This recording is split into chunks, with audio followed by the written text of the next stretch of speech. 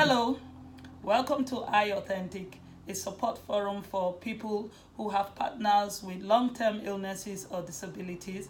My name is Uzo, and with me today I've got a dear friend Fola and my darling husband Chris. Say hello, everyone. Hello. Chris battles Spinocerebellar Ataxia. He's is known as SCA7, which is a rare neurological condition, and would like to talk about the impact of SCA7 on our family life, on Chris in general.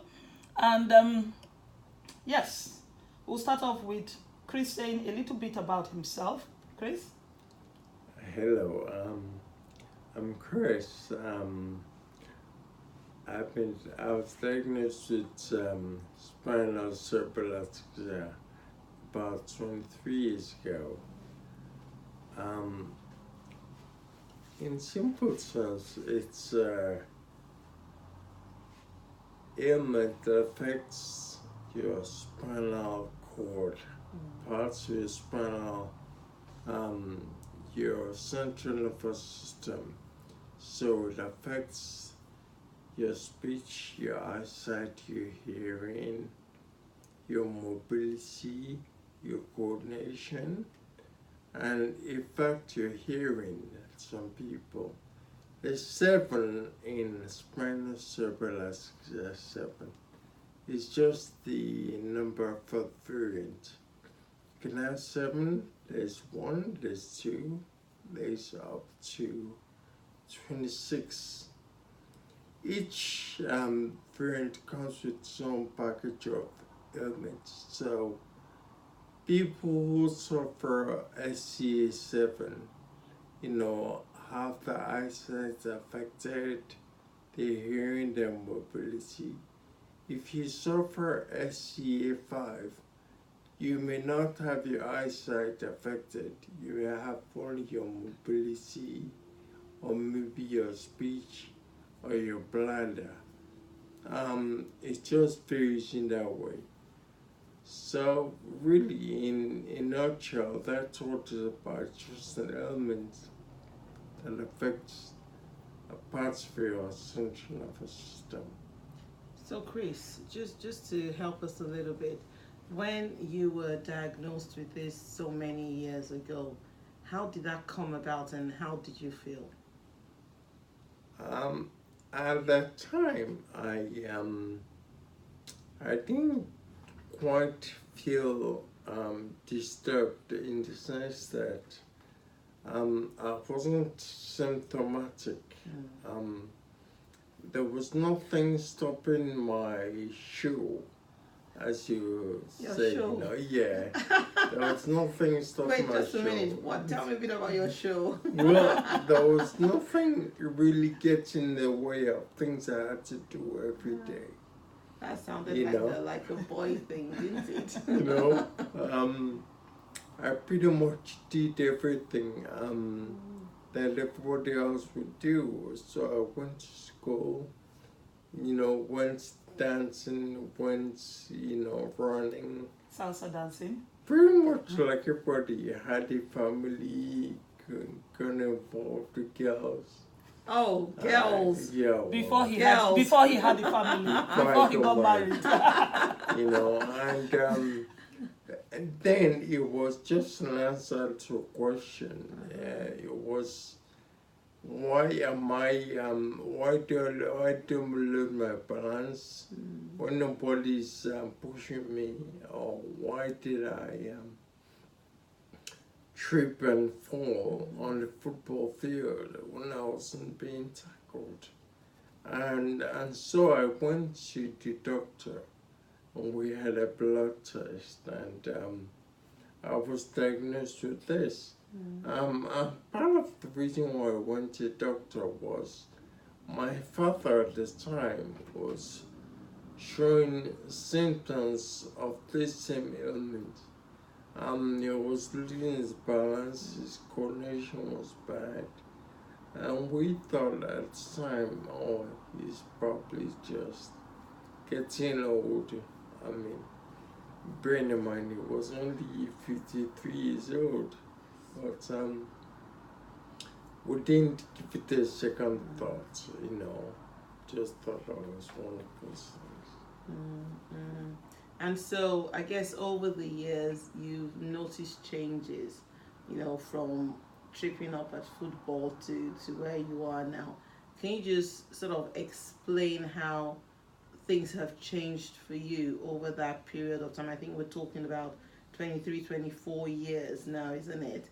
And, you know, how you've managed to cope with some of those changes. Well, the thing with cerebral ataxia is that the changes for me, I say for me because I think it happens differently for different people. For me, the change didn't start happening till about 10, 12 years ago. It happened pretty quickly in the sense of progression. So I woke up one morning, tried to run, and I found I couldn't run as I would before without having to stop and adjust my balance. Or I decided to go for a walk, and I had to stop every now and then because I was short of breath. Not because I had any heart problems or anything. It was just pure incoordination, you know. And that's how it happened. So, and with me, I just coped by adjusting to my reality in that sense. What if I couldn't do? I found a way around it, and I did it. So it wasn't a problem until more recently, when there's some things you just cannot do, you know.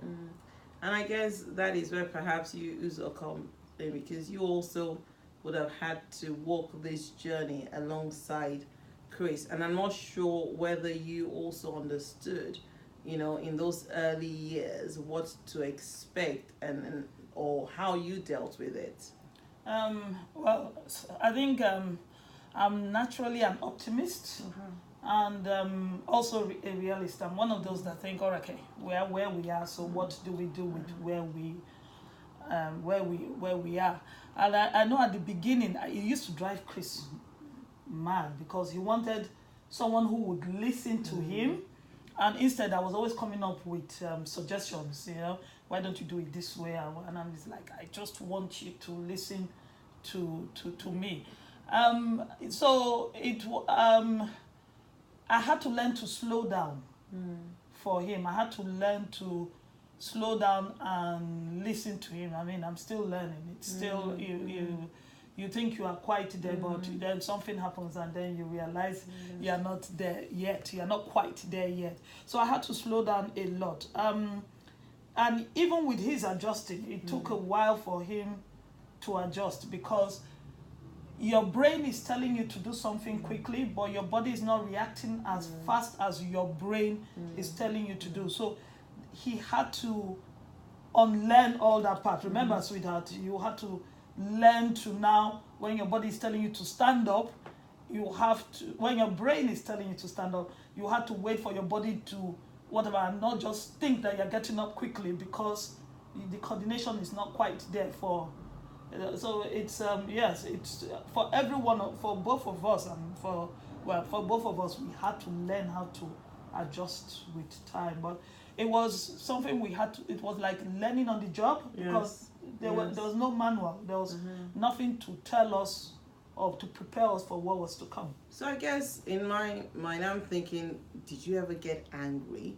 I mean, I know it sounds like it was just happening and you were just adapting and changing and accepting, but I'm sure you must have felt some anger at some point, or, you know, looked at saying, why is this happening to us? Or, I don't know. Did you ever feel that, or was it just okay? This is it. Let's just get on with it. Optimistic, Uzo. I mean, for me, because before we got married, Chris had told me, because he was just, I think, diagnosed just around that time, and it was like, before we get married, this is what's happening. Are you really into it? So I'm thinking, okay, if I'm into it, then, and this is where the faith part of it comes in, because you're saying, all right, yes, I know this is what we're going to have to encounter, but it will get better, or it will get better. Even if it might not be getting better, it will get better. And I also looked at it like, since we are in this fight together, there's nothing that we can't overcome. Did I get angry at the situation? I don't think I ever got to the part that, even when I sit down and I look back, I don't think I ever got to the part where I would say I was really angry at the situation. Was I angry at Chris? Yes, because every one of us, we all have high hopes and expectations. And I mean, you came into so many of those conversations when you were telling me, so stop, calm down and all that. So yes, because I thought, okay, look at it this way, fight it this way. I wanted him to be like me, instead of me taking his own character into consideration. So yes, so my anger was never the situation, but more directly, yes, I would say, at him. Chris, did you feel the anger? I can Yes, imagine Uzo's anger. I felt. You felt the anger sometimes. Mine was more frustration, than anger situation. I felt quite frustrated as time went on. I was unable to do certain things,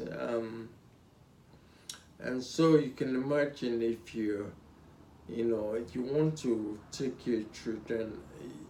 My youngest child is 10 years old, so there were times when I wanted to maybe walk down the park with him, and I couldn't, and I felt very angry that I was in that position, frustrated that I couldn't do what I wanted to do,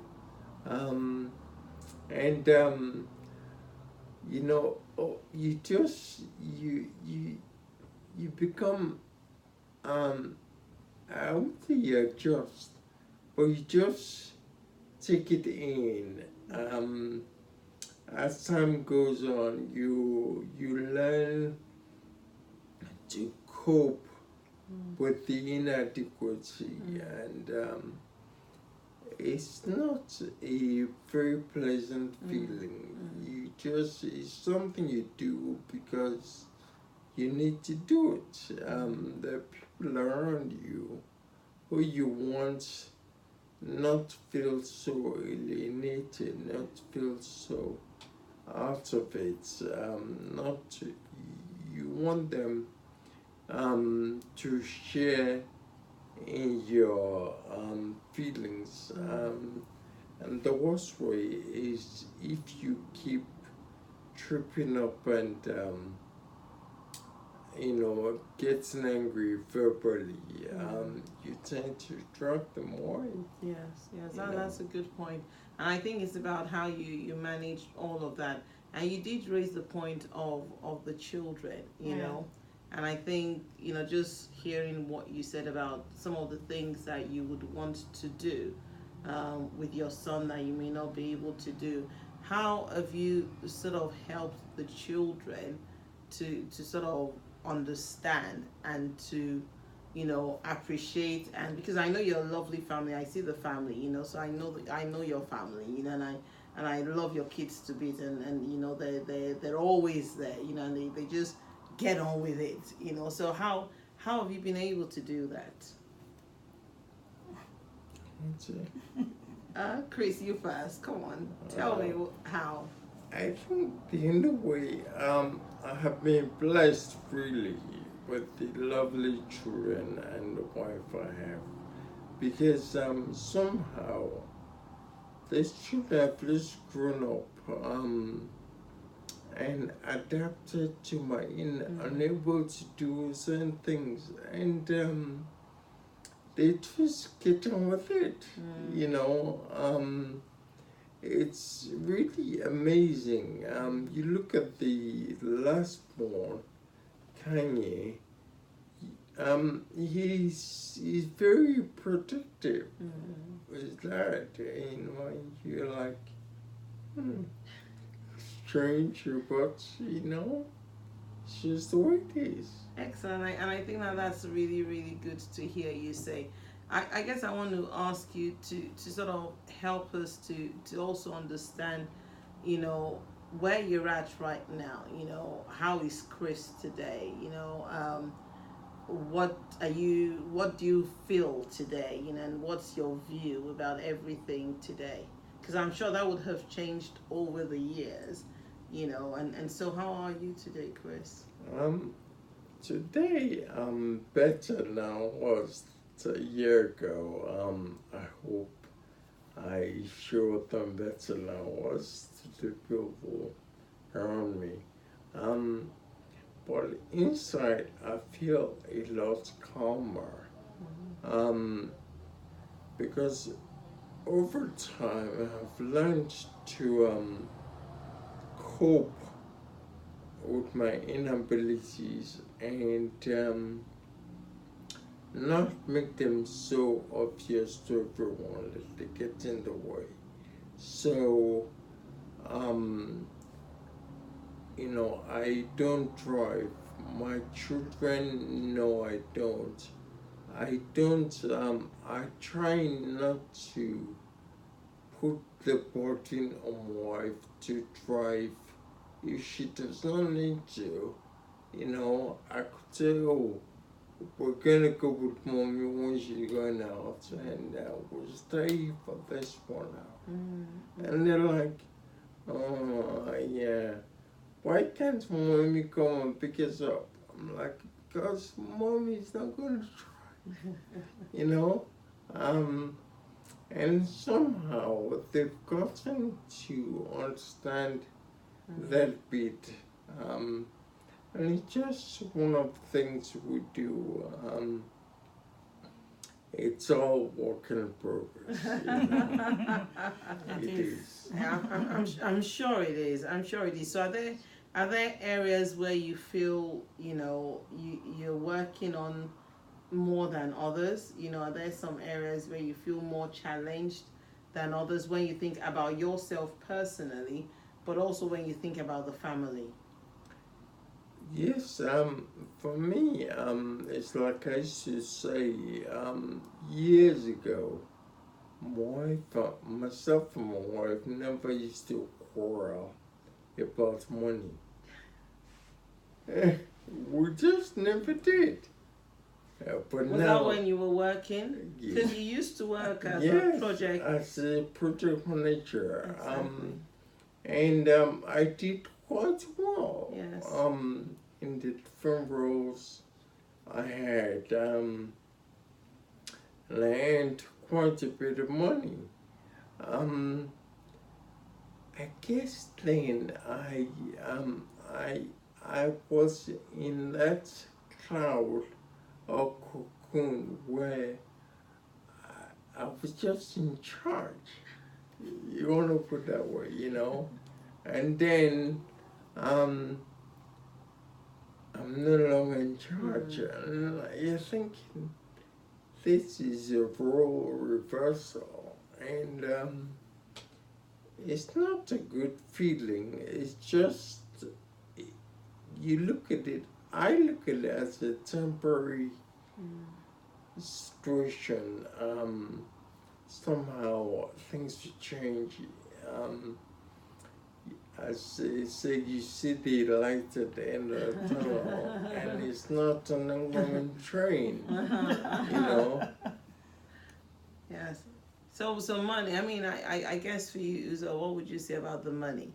You know? Yeah, I mean, with everything, you always wish you had more money.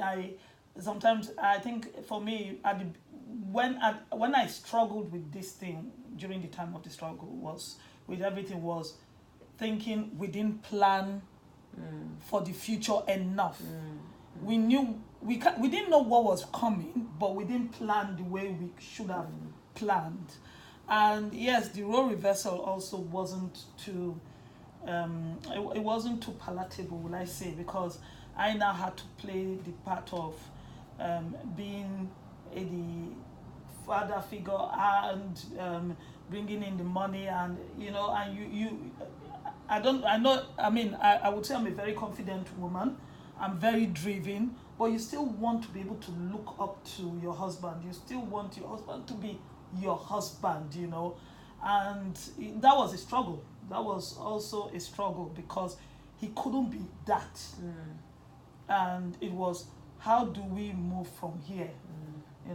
Which you played a good I hope. part. Okay, thank you. And I think that role reversal thing is quite important to think about, because I am Yes. sure for most people, Yes. and it may be in different ways. I guess in my mind, I kind of like think, obviously it's Chris, so you are the woman who has to play the role. Yeah. So it might be slightly different in a different scenario where perhaps it's the woman and the man can still continue to be Exactly. financially Yes. independent and bring all the money in for the family. So I think I understand that challenge, but I guess like in any marriage, like your marriage, you still have to look up to your husband as a husband, yes, even yes. though I don't want to put the words in your mouth, so I'm just trying to ask No, you definitely, how definitely, and not just for myself as a Christian woman, Yeah. wife, also for the children. Exactly. Most importantly, for the Exactly. children, because they need to see him as a father Yes. and me as the mother. Yeah. Because sometimes it does get a little bit blurry. I remember, now Kanye will go to Chris rather than come to me and say, Dad, I can't find my sock. I can't find my football kit. Dad, I can't, He wouldn't ask me, because in his mind, he's seeing me as the person who goes out to work and comes, and that's what he's always known. And he's seeing his father, okay, my dad is at home, so he's the one that would know where all these things would be. But when it comes to discipline, or when they need things, they have to go and ask their dad. So I don't tell them yes first, It's not yeah, okay, I will do it. No, go and ask your father, and if he's okay with it, now Chris is the soft one, and you said Kanye was protective. All the children are protective. So maybe they'll go ask him, and then they come meet me and they say, "Oh, Dad says this," and I say, "Really? No, don't. Dad is not in trouble. Maybe that is not how he meant it. That is not how he meant it." And I'm like, okay. Sometimes you just, because he has said it, even if you don't agree, but because they have to look up to him rather than see me higher than him. I just have to say yes and give in, and later on I'm like, Chris, that was not the plan, please. That wasn't the plan. So yeah, there's a lot of juggling, Yes. and I think we've kind of gotten it right with the children. They know that it's their father. They know that if they need anything, yes, they come and meet me, but they know I'll first speak to him, or because most times if they haven't spoken to him, I'll say, okay, let me speak to your dad, and then I'll get back to you about that. So always keeping him in there, making sure that they know that what he says is the final say. So even though for us women, we know. So Chris, I just want to ask you, in terms of SCA7, obviously you talked about the fact that it affects different parts, and you can still hear me very well, and I'm trusting God that you will continue to hear me very well for a long time. Amen. When you sort of look beyond now, what do you see? For me, it's a combination of there's a part of me that wants to go down the route of being despondent, as in you feel hopeless and hopeless, But there's another part of me, which the stronger part, which feels that, there's light at the end of the tunnel. And although at the moment only you can see it, but it's there, and that's the part I live with, and that's the part that kind of governs my, what I do every day. I've learned over time to appreciate little things in life. So it wasn't always like that, I wasn't always like this. But now I am more like this, and I can only thank God. So what is a day like for Chris? What does your day look like? My day is pretty the same in terms of the inadequacy, but in terms of what I can do, I've learned to take a day at a time and just do it to the best of my ability, and let it run its course. Somehow, God has been good to me, and blessed me with a good wife and children. So my immediate environment is pretty good, Okay, so well done. Oh, thank you. It's, as you say, it's just the grace of God, really. It But can only be the grace I'm of God. sure you have some stories you can tell us. Oh gosh. I'm sure there's some stories you can tell us. Do you want to try one? Oh, stories. Gosh, we got loads of stories, don't we? Let's say, okay, let's talk about the time another thing was the transition from being able-bodied to using a walking stick, to using crutches, and then to using the wheelchair. More crutches now than the wheelchair. And it was quite a tough transition for Chris to make, because he felt, I can still do this and I can still do that.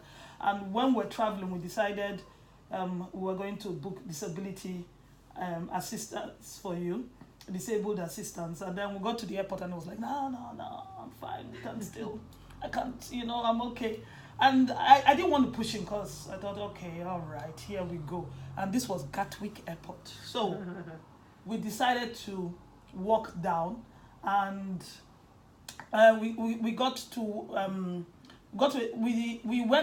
we checked in, everything was fine. He could still manage, and then they called our flight, and it was time to go to the gate, and the gates were far. We didn't realize. And Chris was slowing, so I said, okay, I'll go with the children and you will meet me there. At least if I tell them my husband is coming, the plane would not leave without him, because we've checked in and we've done everything, and they've seen us and the children, and we're waiting. And the next time I saw him coming in a wheelchair, but I left him hobbling down, What happened? Well, the thing was, I had made a mistake thinking that the gates was close to where we were, and that why wait for a porter, a wheelchair, or I can manage just walk the gates. I'm now realizing that the gate was quite far away, and the terrain was not even.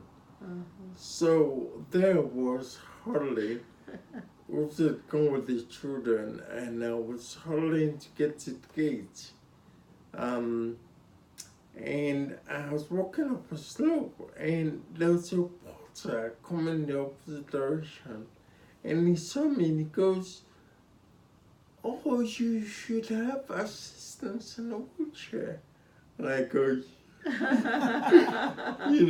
and so he brings a wheelchair and he pushes me all the way to the gate, and to be honest, I was happy because he covered my shame, you know. But it's just interesting when you tend to look at everything you can do. You know, you tend to suppose you can do everything. And in my situation, that has not been the case. I've learned over time to accept the help and the support whenever it's offered, you know, even if I don't need it. It's just somehow softened my demeanor in a way, which is good, you know. I don't feel I can do it. It's a new way of thinking, you know. You just don't think you can do everything. Right. I don't know what it would be like, you know, if I was more able-bodied. I don't know, you know. I just do the best I can do, which means accepting the help you're offered. Yes, yes. You know. And I think that that's a good thing to sort of help us to wrap up. And I think accepting the help that you're offered, you know, is always a good thing. And that can be a challenging thing because sometimes you feel you can do more than you actually can. You know, but I do want to say that I have known you, Chris, for quite a while now. You know, you're very cheerful, you're very bubbly, you know, you're very gracious, you're very considerate. You know, in many ways, you know, you carry yourself very, very well. And so I just want to compliment you and then say, whatever it is you're doing, keep doing it. You know, wherever your strength is coming from, keep drawing strength from there. You know, I know you've got a lovely family around you, but your personality shines. You know, it shines. And, you know, sometimes I think, you know, about Chris, and when I think about Chris, I forget, you know, that Chris may need a wheelchair or anything because you are just, your personality just comes out really good. So thanks for being so honest as well today, because I think that takes a lot of courage, you know, and, you know, watch this space. Oh, yes, definitely. And we're going to have more chats and where Chris will come in, because Chris has started Bible school, which is run by Fola. So it'll be interesting to listen to his challenges there and what he's doing to overcome that, and how Fola is also helping, Fola and her husband Kay. For just a bit of background on Fola. Fola is a mentor, and she's also, gosh, you have so many things, really. She runs a charity called Fresh Inspiration. You can find the details in the link below. And if you want to find any more about Fola also, you'll find it in the link below. But she's really, really been a support. And we'll be talking on more episodes talking about challenges that we have faced, I have faced, or maybe just with Chris and Fola, you know, just to be able to help people out there to see that it's not the end of the road, it's not the end of the world if you have the right people around you. I know Fola said family, but also for us, friends were a great support. They've really been supportive also. So we could not have done this without our family and friends. But we hope this has been good for you also. This has encouraged you. If you've got any questions or any issues you would like us to talk about, please email i.authentic. Remember, authentic has a double I at the end, @gmail.com. Thank you so much. Thanks, Fola, and thanks, Chris. Thank you. We enjoyed it, didn't we, Chris? We did. Till next time. Thank you. Thank you.